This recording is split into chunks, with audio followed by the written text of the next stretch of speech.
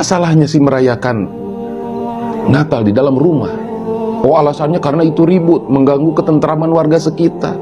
Lah, orang Islam sendiri banyak yang membuat acara, kegiatan, mengundang artis, membuat acara 3 hari 3 malam.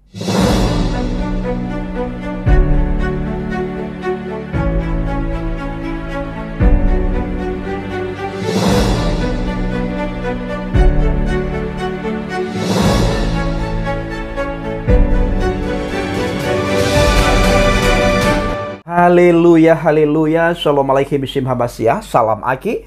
Aku kabarkan Injil keselamatan. Bapak Ibu Yesus Tuhan, ketemu lagi dengan saya Evangelis Avraham Effendi Usman. Bagaimana kabar Bapak Ibu semua? Tentunya luar biasa. Nah saudaraku, sebelumnya saya mengajak saudara semua untuk melihat sebuah cuplikan video berikut ini. Apa salahnya sih merayakan Natal di dalam rumah? Oh, alasannya karena itu ribut, mengganggu ketentraman warga sekitar. Lah, orang Islam sendiri banyak yang membuat acara, kegiatan, mengundang artis, membuat acara 3 hari 3 malam, dangdutan, musik. Apa kalian tidak pernah memikirkan bagaimana orang-orang Nasrani? Apa kalian tidak memikirkan orang-orang yang beragama selain Islam? Mungkin mereka pun risih. Tapi alasan kita sebagai orang Islam kan ini tidak setiap hari. Ya sama, acara kegiatan mereka pun tidak setiap hari. Natalan pun setahun sekali. Di mana toleransi kita sebagai agama Islam? Sementara Rasulullah Shallallahu Alaihi Wasallam menjunjung akhlak sebagai puncak dakwah yang tertinggi terhadap agama yang bukan Islam. Natal lupa. Apa Bapak ruginya? Sebagai saran dari saya, kita sebagai umat beragama harus mentoleransi, menghargai dan menghormati agama lainnya. Masalah sah atau tidaknya ibadah mereka itu biar menjadi urusan mereka dengan Tuhannya. Kita sebagai umat muslim juga tidak beribadah di masjid saja. Kita kadang beribadah di rumah ataupun di lapangan apabila kita merayakan sholat Idul Fitri dan Idul Adha. Apakah menurut Anda itu tidak sah? Ini pelajaran untuk kita semua agar tidak terjadi peperangan antara suku dan agama. Izin sedikit ya Pak. Ada kata-kata Bapak tadi yang namanya Nasrani itu ibadahnya harus di gereja. Setahu saya, karena saya punya tetangga, ibadah itu mereka sudah suka juga ngelakuin di rumah. Ada kebaktiannya. Sama halnya dengan kita muslim Pak. Terkadang kita ada pengajian di rumah, kajian-kajian Islami di rumah. Kadang kita ada sholat tarawih bersama di rumah pada saat buka bersama. Ya semuanya lah, kita ibadah itu bisa di mana aja. Tidak harus di tempat ibadah, tidak harus di masjid, tidak harus di gereja. Yang ya seperti itu Pak. Jadi mohon toleransi agamanya Pak. Terima kasih. Ya Allah ya Rabb. Astagfirullahaladzim. Teman-teman, ayo dong kita belajar lagi gimana sih maksud toleransi itu. Kemarin saya bahas masalah orang yang mengucapkan selamat Natal itu maka keluar dari akidah, keluar dari Islam. Nah, sekarang ini orang yang mau ibadah jangan dilarang-larang. Walaupun mereka umat di luar Islam, non muslim, jangan dilarang-larang. Ayo kita belajar lagi apa sih bentuk toleransi lakum dinukum waliyadin yang kita tahu, yang kita maksud, apalagi orang Islam. Kita teman-teman, umat Islam ini seharusnya itu terkenal dengan antusiasnya, terkenal dengan toleransinya. Ya, jangan kita intoleran. Biar orang berkata apa, umat Islam itu intoleran dan segala macam. Yang penting kita di lapangan faktanya kita tuh tidaklah intoleran. Nah, perkara orang ibadah, saya sebagai umat Islam, nih bayangin ketika kita lagi merayakan Hari Raya Idul Adha, Hari Raya Idul Fitri, sampai nutup-nutup jalan, sampai di lapangan dan sebagainya, tiba-tiba ada yang ngelarang kita ngamuk nggak sebagai orang Islam? Kita ngamuk. Sakit hati nggak? Kita sakit hati. Kita marah teman-teman. Maka saya himbau kepada teman-teman, apalagi umat Islam, tolong dong toleransi kita kepada walaupun umat non muslim, ya kita tetap jaga tali silaturahmi kita kepada mereka. Ingat, lakum dinukum waliyadin. Agama mereka, agama kita, agama kita. Kita nggak mau agama kita, ibadah kita dilarang-larang, ya. Begitu juga mereka, teman-teman. Barakallahu fikum. Assalamualaikum. Malu gue. Kirain orang-orang kayak gini tuh udah musnah. Kirain pemikiran-pemikiran kayak gini tuh udah nggak ada. Kalau kamu memang paham tentang lakum dinukum waliyadin, kamu pasti tidak akan setuju dengan tindakan seperti ini. Saudara kita yang Kristen cuma mau ibadah di hari Minggu, yang bertepatan dengan hari Natal tanggal 25 Desember. Kasian, langsung ditegur, langsung diusir, dipermasalahkan, padahal ibadahnya cuma 4 jam. Nah, ini aku nggak tahu ini siapa, yang jelas ada di situ, ada di kejadian itu. Dan beliau bilang, orang Kristen itu kan ibadahnya harus di gereja, ya kan? Kalau nggak di gereja kan nggak sah. Dia bilang begitu. Bapak, punten ya, yang tahu sah atau tidaknya ibadah seseorang, ya umat tertentu, itu hanya dia dengan Tuhannya. Sama seperti kita, yang menentukan sah atau tidaknya kita beribadah, sholat sekalipun gitu ya, itu cuma Allah, Pak, cuma Tuhan kita. Jadi sebaiknya kita jangan sotoy soal sah atau enggaknya. Bayangin kalau misalnya posisinya itu dibalik, Islam jadi minoritas, kita nih minoritas, dan tinggal di tempat mereka yang mayoritas Kristen misalnya. Ingat, kita banyak loh ibadah yang dilakukan di rumah.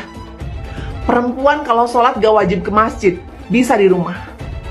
Orang sakit, orang tua yang sudah jompo, janda-janda yang sedang dalam masa idah, tahlilan, syukuran, akikahan, maulid Nabi, baca Quran juga di rumah. Kalau kita dilarang sama mereka ibadah di rumah, gimana? Enak gak rasanya? Jelas enggak enak kan? Kalau mereka tidak ada maksud lain selain hanya ibadah, kenapa kita harus ganggu? Toh kalaupun kita diganggu juga kita nggak mau kan? Ayo generasi milenial, Gen Z dan yang lainnya, yuk kita berhentikan sikap intoleransi tersebut. Ya, di kita, berhenti di kita aja. Tumbuhkan toleransi. Lakum dinukum waliyadin. Assalamualaikum warahmatullahi wabarakatuh. Terjadi sebuah insiden tindakan intimidasi upaya pembubaran yang dilakukan oleh sekelompok orang terhadap orang-orang yang sedang merayakan Natal. Kronologisnya adalah perayaan Natalnya dilaksanakan di rumah orang yang merayakan tersebut. Namun ada beberapa warga yang tidak terima dan berusaha membubarkan. Walaupun pihak kepolisian melalui Pak Kapolres sudah mengklarifikasi bahwa ibadah Natalnya berjalan lancar dan dikawal sampai selesai. Tapi bukan itu poinnya. Yang mau saya tekankan berarti terbukti, berarti nyata bahwa di Kabupaten Bogor angka intoleransi masih sangat tinggi. Kenapa? Karena di video, nanti saya upload videonya, si bapak-bapak yang ikut dalam upaya pembubaran ibadah Natal di rumah seorang tersebut itu mengatakan bahwasanya ibadah yang sahnya orang Kristen ya di gereja. Kalau nggak di gereja berarti nggak sah. Pertanyaan saya, sejak kapan Islam ini mempelajari sah dan tidak sahnya ibadah orang yang memiliki agama lain di luar Islam? Ini sudah bentuk daripada pelencengan terhadap nilai-nilai keislaman itu sendiri.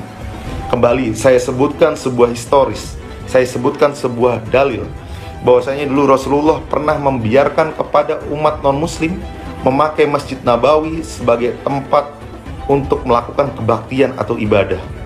Lah ini orang Kristen ya, atau orang Katolik, saya nggak tahu ini perayaan Natalnya, dia tidak minta tempat, dia tidak minta makan, dia tidak minta sumbangsi, dan dia tidak minta untuk untuk minta bantuan lah dari warga sekitar. Tapi kok dibubarkan, tapi kok diintimidasi. Ada apa gitu loh. Kita ini berdiri atas dasar Bhinneka Tunggal Ika sebagai dasar fondasi kita bersatu sesama umat manusia di Indonesia. Agama boleh beda, tapi jangan kemudian kita merasa paling dekat dengan Tuhan, kita ini merasa paling superior dengan agama kita, karena hari ini kita sedang berada dalam satu negara, Negara Kesatuan Republik Indonesia, yang menjunjung tinggi toleransi dan keberagaman. Jadi teman-teman, saya mau katakan, kita ini adalah manusia yang diciptakan oleh Tuhan yang sama walaupun agama kita berbeda. Terima kasih. Billahi fisabilil haq. Wassalamualaikum warahmatullahi wabarakatuh. Saya nggak nyangka video saya kemarin benar-benar rame dan banyak komentar-komentar positif. Tapi ada salah satu seorang bapak yang mengatakan, ngapain sih ngurusin agama orang lain? Maaf ya Pak, saya punya prinsip, bagiku agamaku dan bagimu adalah agamamu. Dan saya tidak pernah untuk agama lain itu saya mencela, saya mencemooh karena pribadi saya di kota saya pada saat sholat Jumat di hari Jumat itu jalan ditutup. Dan untuk agama lain itu benar-benar menghormati, mereka tidak keluar rumah, tidak beraktivitas. Begitu pula pada saat maghrib, begitu azan maghrib berkumandang, tetangga-tetangga di sebelah saya tetap langsung kunci pintu dan tidak ada suara. Begitulah indahnya toleransi saling memahami, Pak, bukan mengurusi agama orang lain. Terima kasih. Halo teman-teman semuanya, saya izin stage ya video ini karena saya ingin berkomentar sedikit tentang video ini. Terima kasih. Terkhusus kepada Bapak tadi, ya, Bapak tadi kan mengatakan bahwa tidak sah kalau misalnya tidak berdoa di gereja. Pak, saya mau tanya kepada Bapak ya, sejak kapan Bapak mengetahui agama lain berdoa sah atau tidak sah di dalam hal ini? Emang standar sah atau tidak sah di dalam hal ini untuk agama lain itu seperti apa berdoanya, Pak? Saya mau tanya nih. Pak, sebenarnya Bapak itu keberatan apa sih sebenarnya, Pak ya? Mereka kan sudah menyebutkan mereka ibadah hanya 4 jam saja, 4 jam saja. Kenapa kok Bapak itu kok keberatan? Padahal kan nggak tiap hari nih. Konteksnya ya, secara konteks tidak setiap hari beribadahnya di situ, hanya 4 jam. Kenapa harus ribut-ribut seperti itu loh, Pak? Apa Bapak tidak malu beritanya Bapak ini menyebar kemana-mana seperti itu? Seakan-akan di sini terjadi yang namanya tidak ada toleransi seperti itu, Pak, gara-gara Bapak ini. Seharusnya Pak, Bapak jangan ngerecokin mereka.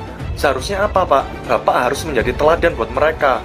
Kasih contoh yang baik, yaitu apa? Jagain mereka beribadah. Mereka akan senang hati sama Bapak, gitu loh.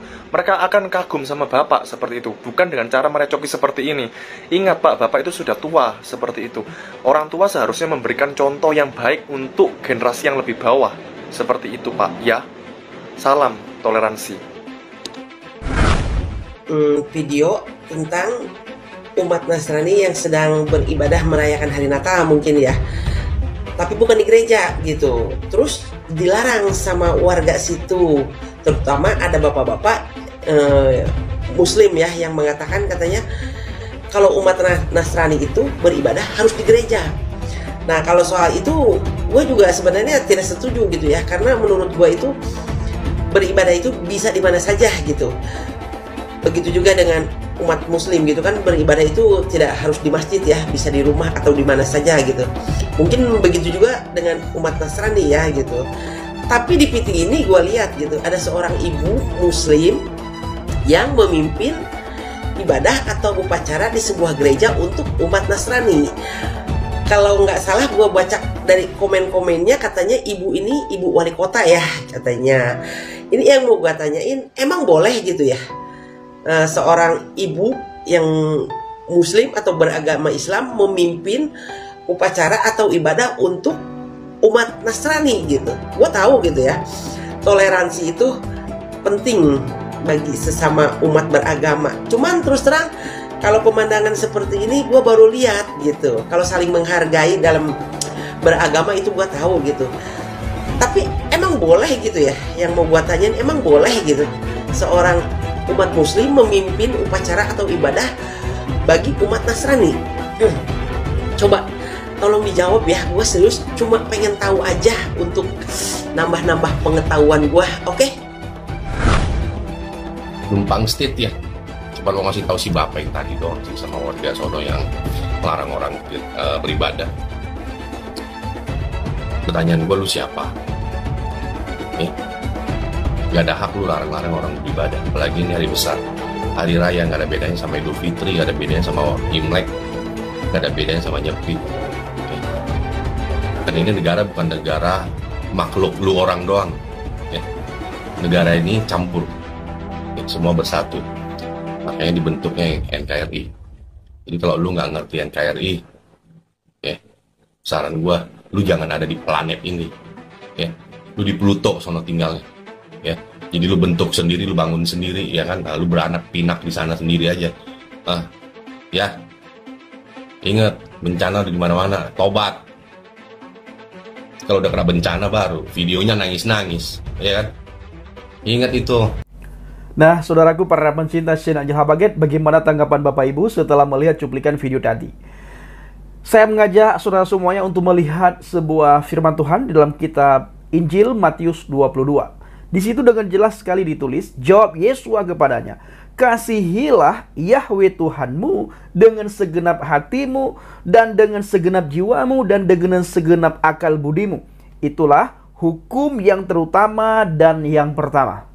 Jadi Bapak Ibu, kita semakin hari kita harus semakin mencintai Tuhan. Semakin hari kita harus semakin banyak waktu untuk Tuhan. Akrab, melekat, intim dengan Tuhan. Artinya kita harus punya hubungan pribadi dengan Tuhan. Dan Tuhan di atas segala-galanya Bapak Ibu. Itulah hukum yang terutama dan yang pertama. Dan hukum yang kedua yang sama dengan itu ialah kasihilah sesama manusia seperti dirimu sendiri. Pada kedua hukum inilah tergantung seluruh hukum Taurat dan kitab para nabi. Bapak Ibu, kalau dua hal ini kita miliki dalam kehidupan kita, maka tidak ada bagi kita untuk mengurus keyakinan orang lain, mengurus agama orang lain, mengurus perayaan-perayaan orang lain. Kenapa? Karena dua hal ini yang harus kita tanamkan dalam hati dan pikiran kita. Bila kita dekat dengan Tuhan, maka secara otomatis kita pun dekat dengan sesama. Kenapa? Karena kita ini sama-sama ciptaan Tuhan. Kalau kita mengasihi Tuhan, kita juga sangat mengasihi antar sesama. Karena Tuhan benci sekali dengan yang namanya pencemooh, ya. Sangat Tuhan tidak senang kepada orang-orang yang iri hati, yang suka membenci orang, yang suka menghina, mencaci maki, mengolok-ngolok orang. Tuhan tidak senang. Makanya Alkitab menulis bagaimana kamu mengasihi Tuhan yang tidak kelihatan, sementara yang kelihatan di sampingmu tidak engkau hargai, tidak engkau sayang, tidak engkau kasihi, malah tiap hari kamu benci. Istilah saya, saudaraku, yang harus dihidupkan dalam kehidupan sehari-hari, hal yang paling sering kita dengar dari saudara-saudara kita, hablum minallah wa hablum minannas. Hubunganmu dengan Tuhan dan hubunganmu dengan manusia. Kalau hubungan seseorang dengan Tuhan itu baik, itu bagus, dia punya hubungan intim dengan Tuhan, dia punya hubungan secara pribadi dengan Tuhan, maka sifat-sifat Tuhan itu akan nempel pada diri orang itu. Sifat mengasihi, sifat menyayangi, sifat saling menolong, saling membantu, itu akan nempel. Sifat mengampuni itu akan nempel. Tetapi bila jauh dengan Tuhan, maka setiap hari kita melihat orang-orang yang suka memfitnah, orang-orang yang suka mengganggu orang lain, orang-orang yang suka mengkafir-kafirkan orang lain. Kenapa? Karena dia tidak pernah nempel sifat-sifat Tuhan. Jadi saudaraku, para pencinta channel Injil Habaget, siapapun Bapak Ibu yang menonton video kali ini, harus punya dua hal. Yang pertama, hubungan pribadi dengan Tuhan. Harus benar-benar membangun hubungan pribadi dengan Tuhan. Cintai Tuhan di atas segala-galanya. Kasihi Tuhan di atas segala-galanya. Benar-benar saudara mengasihi Tuhan dengan sungguh-sungguh. Yang kedua, secara otomatis kalau saudara mengasihi, mencintai Tuhan, menaruh pengharapan kita kepada Tuhan, maka hubungan kita dengan sesama kita pun secara otomatis baik Bapak Ibu. Karena Tuhan tidak senang dengan pribadi yang suka membenci, dengan pribadi yang suka mengolok-ngolok, dengan pribadi yang suka mengganggu orang lain. Tuhan tidak senang. Maka dua hal ini harus kita tanamkan di dalam kehidupan kita sehari-hari. Baik saudaraku para pencinta channel Injil Habaget, kiranya video singkat ini menjadi berkat bagi kita semuanya. Assalamualaikum warahmatullahi wabarakatuh. Salam Aki. Aku kabarkan Injil keselamatan. Bapak Yahweh Bishim Adonai Yeshua Hamasiah, Waruah Hakodes memberkati kita semua. Haleluya, amin, salam mortadin. Saya mengucapkan terima kasih kepada Bapak Ibu yang selalu mendukung penginjilan Habaget, baik melalui doa, dana, motivasi maupun support saudara. Terus dukung dalam doa dan bawa Habaget dalam doa syafaat saudara, agar banyak orang mengenal kebenaran, banyak orang tinggal dalam kebenaran, dan banyak orang menemukan jalan Shiratal Mustaqim, jalan menuju ke surga. Yohanes 14 ayat yang ke-6. Terima kasih.